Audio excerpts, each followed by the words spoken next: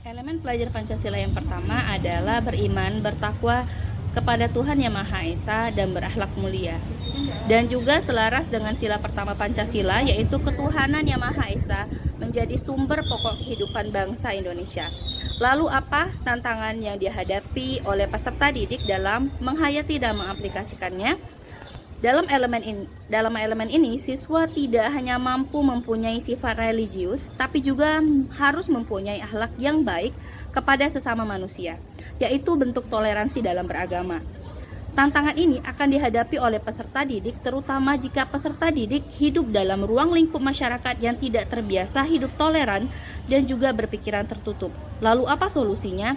Maka peserta didik harus banyak belajar bagaimana bertoleransi dan menyikapi segala perbedaan dan belajar untuk bersikap netral, berpikiran terbuka, serta adanya dukungan dari sekolah, guru, masyarakat, dan juga keluarga untuk terbiasa hidup bertoleran.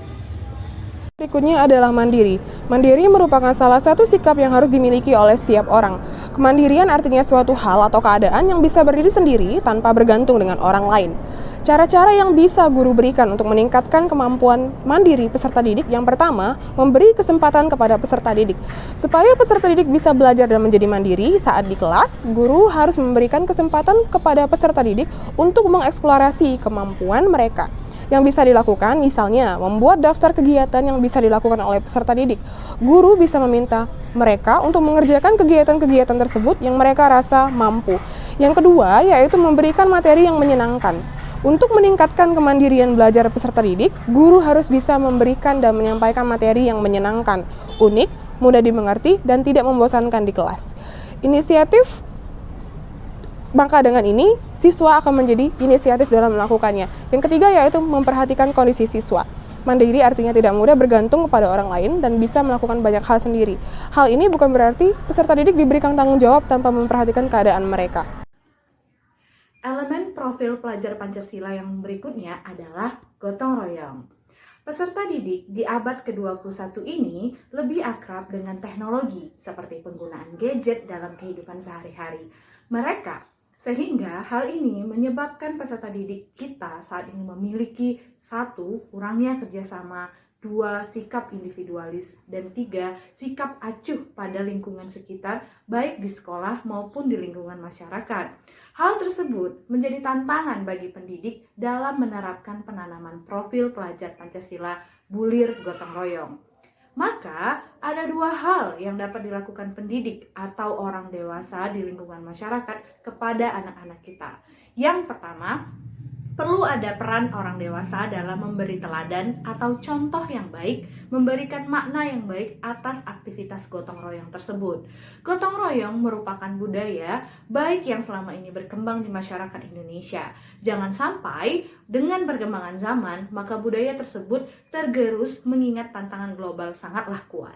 Yang kedua, perlu adanya pembiasaan dalam melakukan gotong royong, di mana perlu adanya upaya yang rutin dalam kegiatan di dalam maupun di luar sekolah. Tentu perlu ada keterlibatan dan pemantauan yang sinergi dari berbagai pihak. Peran sekolah, masyarakat, serta orang tua atau wali sangatlah penting untuk masa depan peserta didik kita. Elemen belajar Pancasila yang keempat adalah berkebinekaan global. Apa sih tantangan dalam penerapan elemen ini di sekolah dan di masyarakat? Yang pertama adalah tantangan untuk menghargai budaya lain. Terkadang sifat etnosentrisme muncul ketika manusia menyadari hadirnya budaya lain di depan mata, lalu menganggap budaya sendiri adalah yang terbaik di antara yang lainnya. Yang kedua yaitu mempertahankan budaya lokal. Budaya-budaya baru datang dan lambat laun menggeser budaya lokal, padahal belum tentu selaras dan berdampak baik. Yang ketiga adalah menentukan identitas.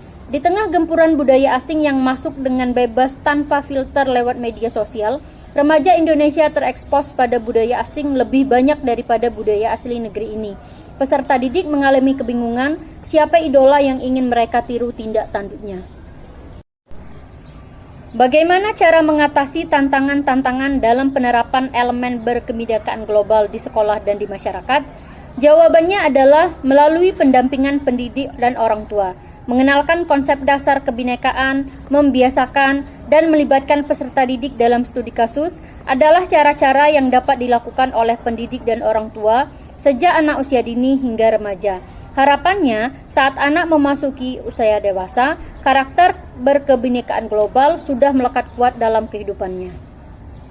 Elemen selanjutnya adalah bernalar kritis. Bernalar kritis adalah cara membedakan sesuatu yang benar adanya dan yang merupakan rekayasa dengan memanfaatkan kemampuan berpikir dalam menilai dan memahami sesuatu. Adapun tantangan dalam melaksanakan elemen ini adalah yang pertama, adanya kecenderungan melihat dan memahami realitas sebagai yang berpusat pada diri sendiri. Peserta didik yang memiliki kecenderungan ini adalah yang menempatkan pandangan mereka sendiri sebagai yang lebih unggul dibandingkan dengan orang lain. Lalu, peserta didik juga menganggap kelompoknya sendiri sebagai yang lebih superior atau sebagai yang lebih benar. Lalu, selanjutnya, peserta didik mengasumsikan sesuatu tapi tanpa dasar dan sebatas angan-angan dan bukan hasil pemikiran yang serius. Kemudian, bagaimana cara mengatasi tantangan dalam bernalar kritis pada peserta didik? Yang pertama, dengan banyak membaca, sehingga peserta didik mendapatkan banyak informasi terbaru atau yang terupdate.